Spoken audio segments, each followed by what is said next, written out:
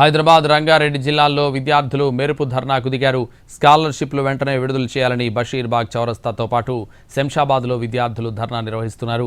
దాంతో శంషాబాద్ ఎయిర్పోర్ట్ మార్గంలో భారీగా ట్రాఫిక్ స్తంభించింది. ఇటు నిజాం కాలేజ్ ఎదుట విద్యార్థులు రోడ్డుపై బైఠాయించడంతో భారీగా ట్రాఫిక్ స్తంభించింది. విద్యార్థుల ఆందోళన విరమింపజేసేందుకు అధికారులు ప్రయత్నిస్తున్నారు.